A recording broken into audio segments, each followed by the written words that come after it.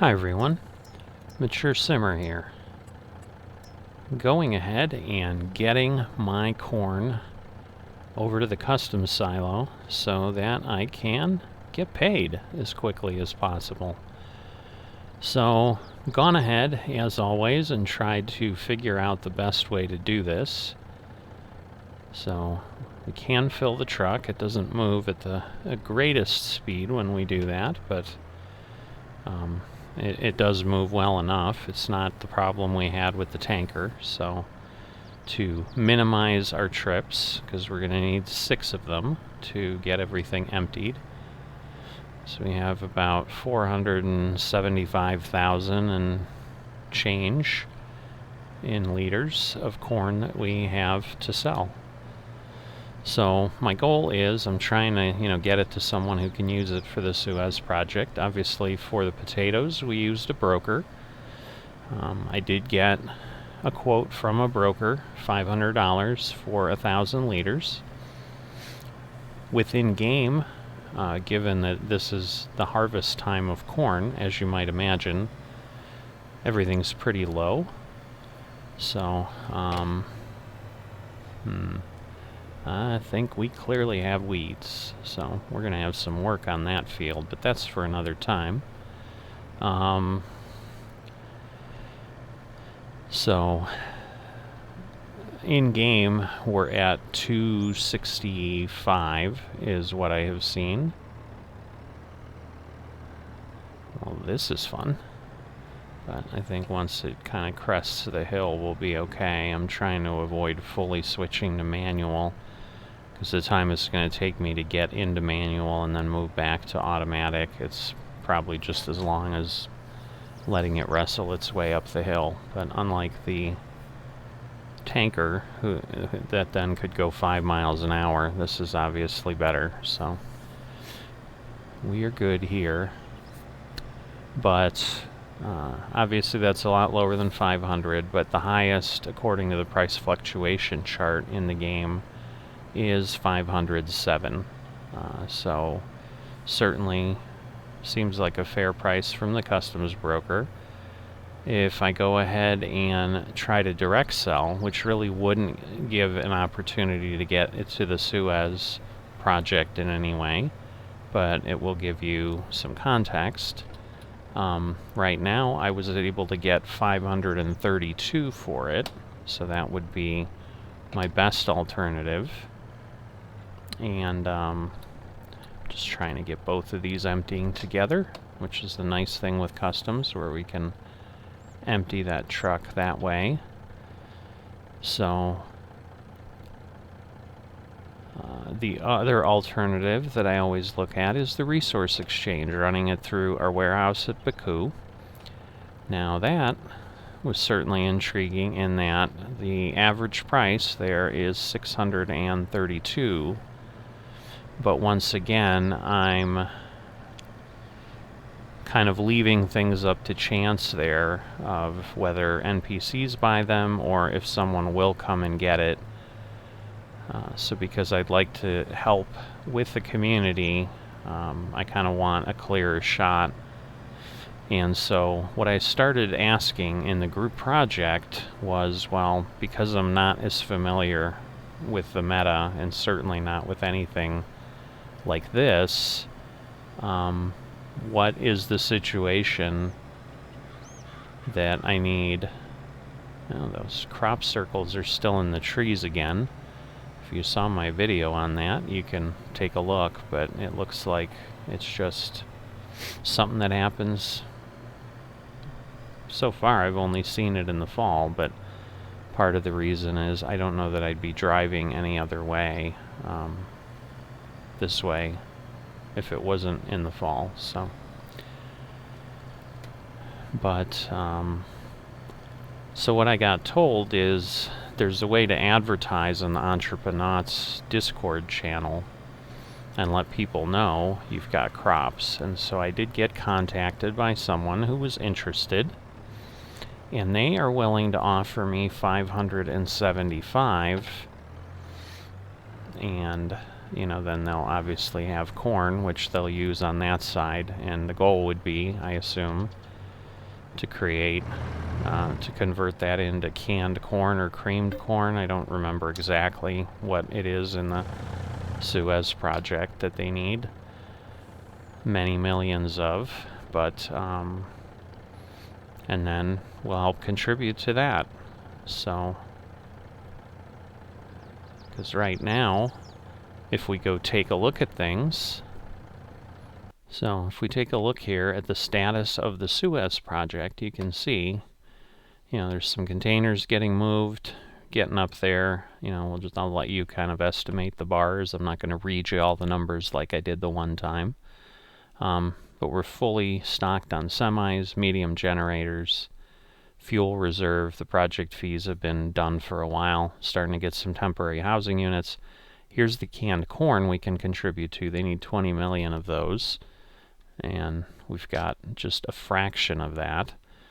And then wheat will certainly go into bread. I'm not sure if it goes into the cereal. Since they're not asking for any other crops, I'm assuming the cereal in this case doesn't require oats. It does use wheat. So our wheat might go to either one of these. And then obviously our potatoes hopefully have gone to start helping the chips. But you can see out of 7.5 million, there's only been 40,208 chips delivered. So lots and lots of things are needed to get going on things that we can supply crops from, which are all these down here. Okay, so back in game to get our loads going, but I wanted to give you kind of a visual there and kind of make sure that you're seeing how everything fits together and what we're trying to do here. So what I don't know is because I don't produce canned corn on the meta side, so I'm not sure how that works, but my understanding is the productions there are kind of similar to what we have directly in FS22, where you need X amount of corn and perhaps other things, because again, it is canned corn, so I don't know if they actually have to make cans or purchase cans. Not sure how that all works, because I'm imagining it's not as simple in entrepreneurs as just get corn and you magically get canned corn. I'm assuming they're actually somehow getting the can, which I'm sure requires someone to mine the metals.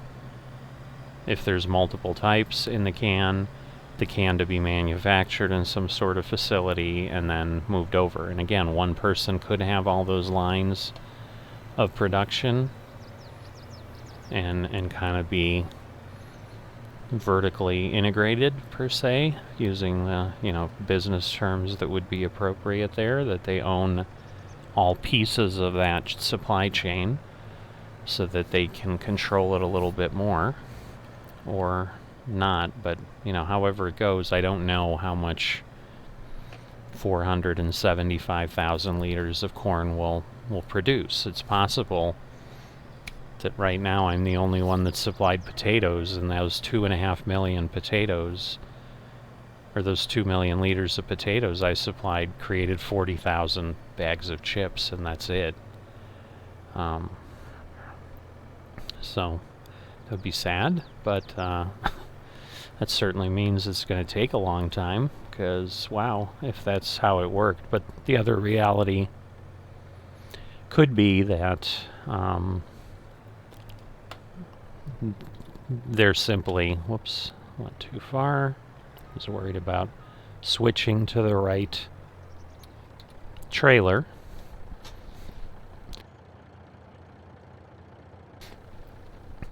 But the other piece that could be going on, obviously, is they could still be running through production. Like, someone may have gotten those potatoes and they're still being turned into chips, or the chips are still in the supply chain flow and they just haven't gotten there and been delivered and therefore are not counted.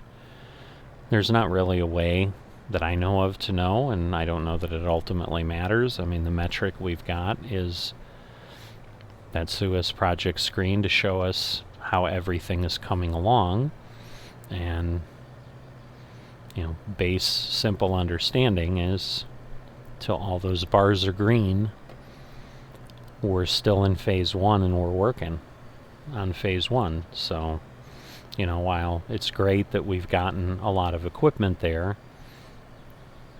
it obviously doesn't help if we suddenly have all the equipment there and then we are taking 10 more game years to get enough crops and so forth. You know, and what may then happen in future phases is they may take that information and use it to calibrate the amounts differently so that things finish at about the same time. Or not. Or you know, just leave it and let the chips fall where they may. And probably not potato chips as we were talking about, but, you know, the proverbial chips of, you know, things will happen as they'll happen, and we go from there. So we've got a third of our runs done, so, you know, this will not be the potatoes, thank goodness, because I don't know that I could stomach that again.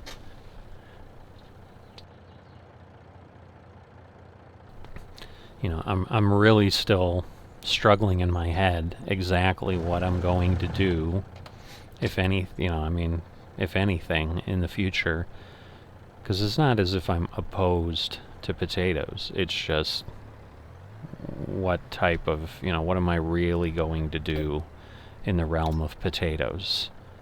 Because I know I'm not going to do what I did. I'm not going to plant up north. I talked about that too. It would be some smaller area just to say, hey, I provided some potatoes. But on the other hand, there's probably more money to be had, frankly, providing these other crops, and they're a lot less difficult. But I'd also then have potato equipment, so at some point I'm probably going to want to use it again, or obviously I should then sell it if I don't. So, but clearly I'm not removed enough at this point from potatoes to have any desire to jump back into it at all.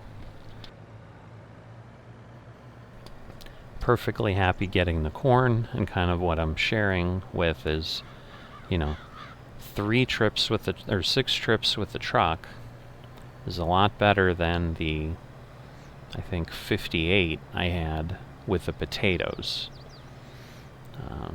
Because this will be a reasonable thing. You know, my plan is to kind of sit and chat with you and share some information as I do this, because I think I'm going to have this done in a relatively reasonable amount of time that turns into a video that someone probably might actually listen to, versus the 4.5 hours it took me to transport my potatoes via truck, and then all the other hours I had to get to that point. So, you know, the harvest itself that I did take me longer, but once again, you know, it's important to remember that the work time calculation is literally based on 100% movement. And so turning around at the end of the field, jumping in the truck, taking product to silo, jumping in the truck, bringing the truck to the harvester, all of that obviously is not accounted for in a work time calculator. The work time simply is, I have working width of an implement, I have a speed of that implement, and how long would it take to then cover a set amount of acreage. So with the header that I have, it should have taken me about 2.25 hours to do that. In reality, my harvest was twice that. It was about 4.5 hours. If I kind of really keep track of things, and it's more looking at my time on the my work time on the harvester, is kind of what I was looking at, because I do believe as it sits and runs, as I'm running the truck and so forth, it's counting all that. and adding that in, and that's about how much additional time I had on my harvester. So that means that all the other things it takes to harvest, which are obviously running around, getting things done, with the truck mainly, takes just about as long as doing anything else does. So it's a little bit spooky, but it at least gives you an idea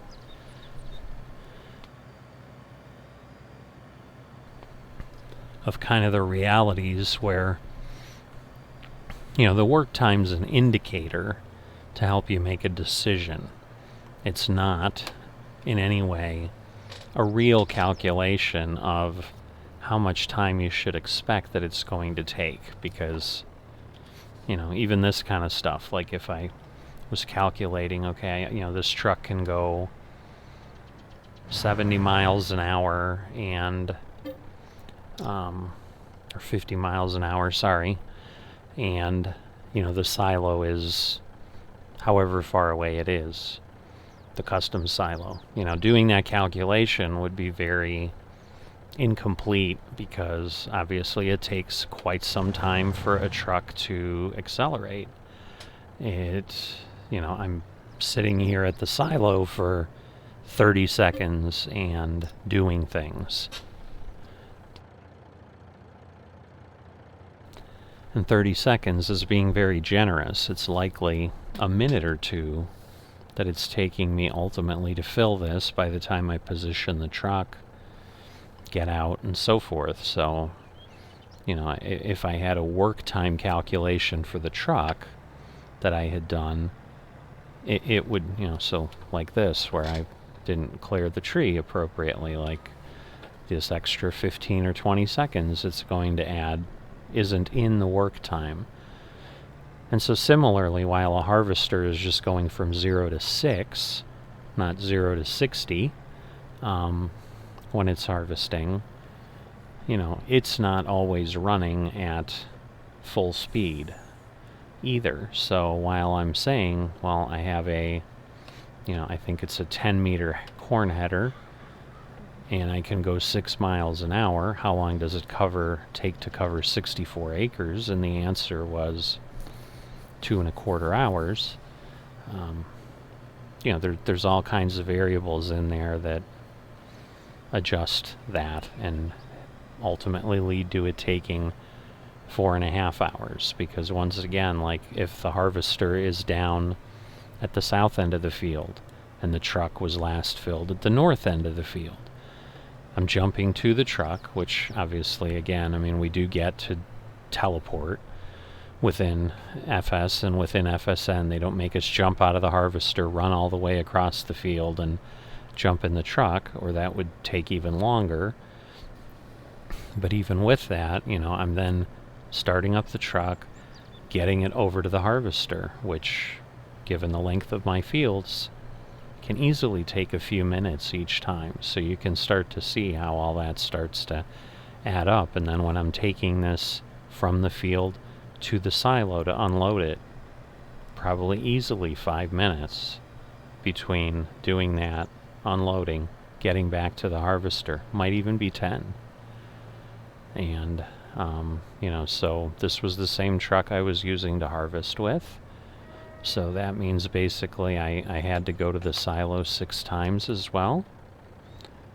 Yeah, the speed does not slough off very well. Like on FS19, when you let go of the gas, the vehicle slowed very quickly. That does not happen in FS22 that I've seen. It just doesn't. So that's why I keep overshooting and then having to, again, waste more time to get myself lined up on the platform appropriately. So, circling back to how this crop is now going to make its way, hopefully from here in Shellbrook, Canada, to Egypt, where they're building the Suez Canal, in a can of corn. Basically, I'm taking it here to customs. That person that's buying it from me is going to issue a customs contract to ultimately get the corn into their silo. Again, I'm not sure how that works, because I know the way the customs contracts work is, like, if I say deliver it to a warehouse, you know, they'll do that, and maybe they just literally do the same thing, because it's not as if they, you know, people check, like, am I an FM on the server, although I guess they do have to.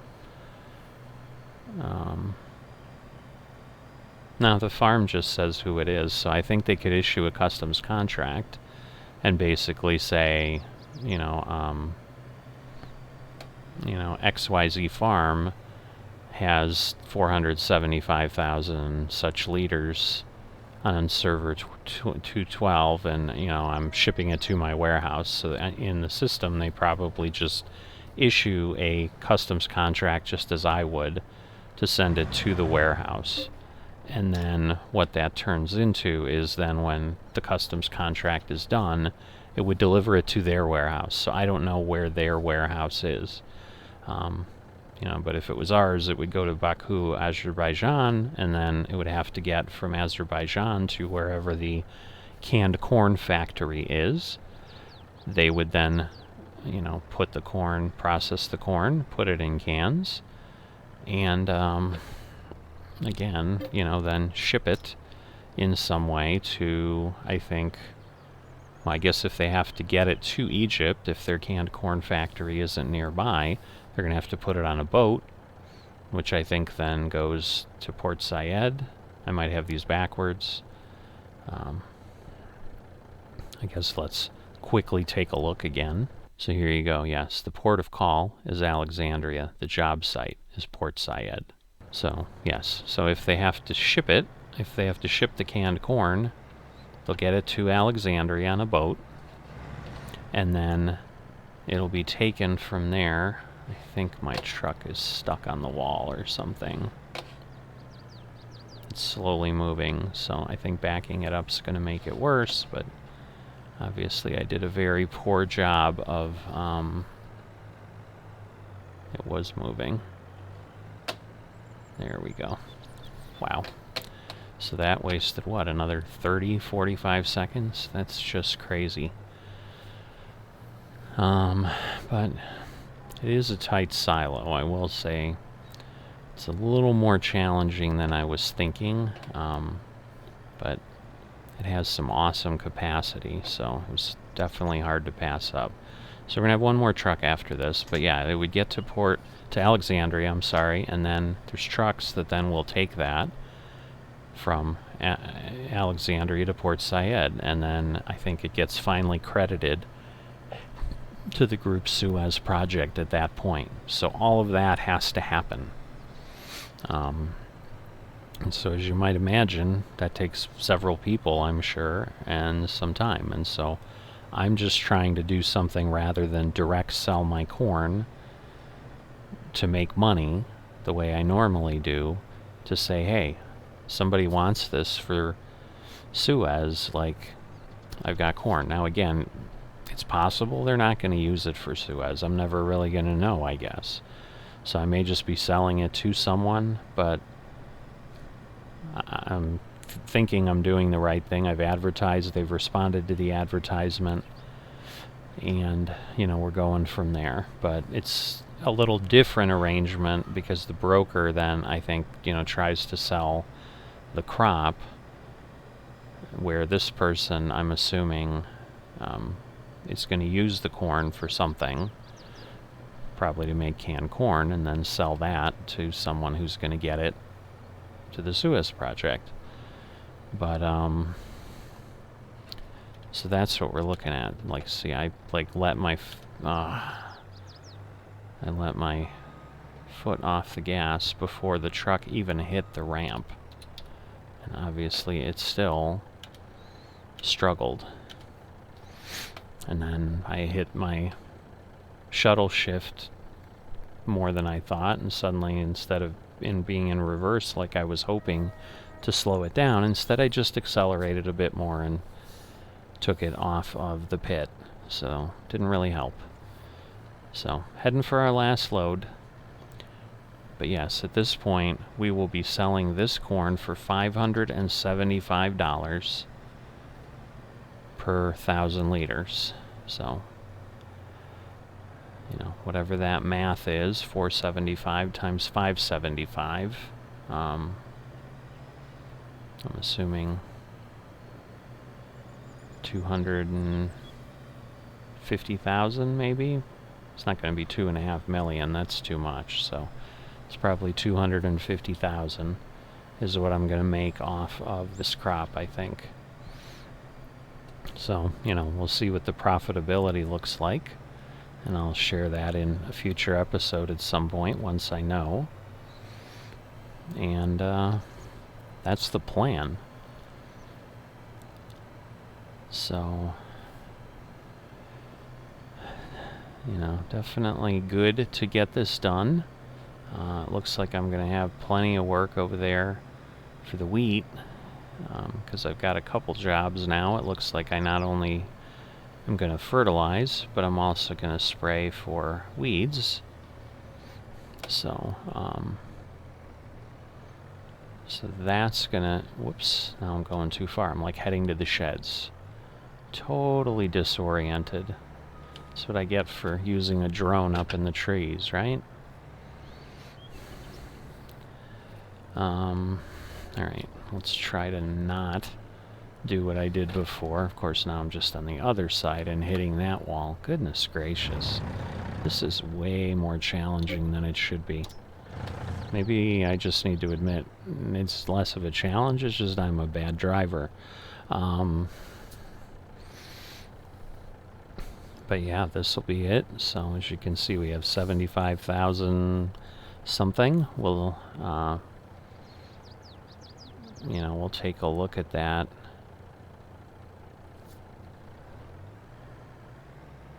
In a bit, and then, actually, now that I think about it, yeah, well, you know, I guess I can pull up to the custom silo and try to empty the truck. I was like, ooh, I probably should have grabbed that number before I started moving things, but I can do it there. And then,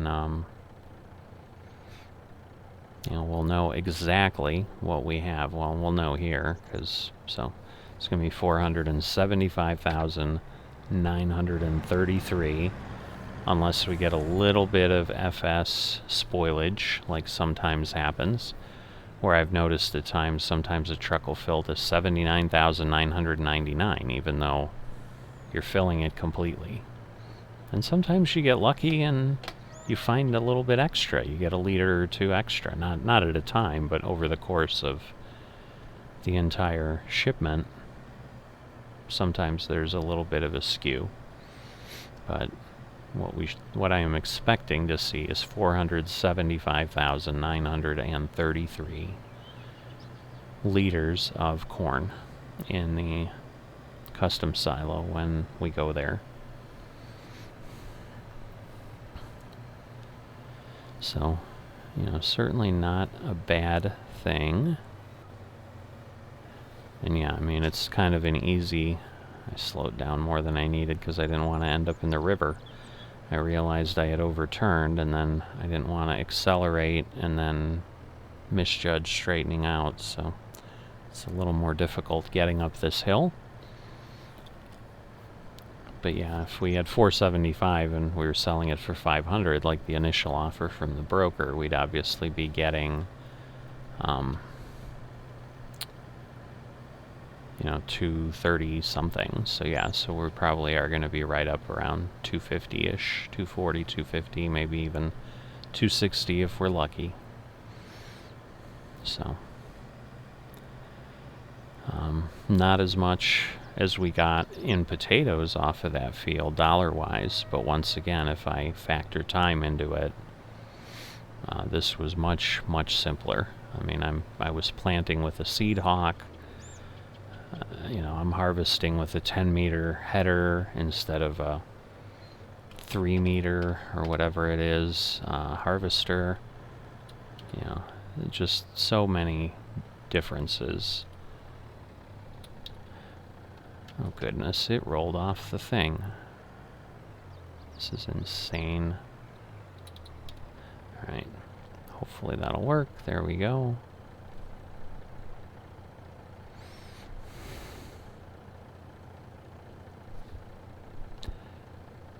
So, we are all good here.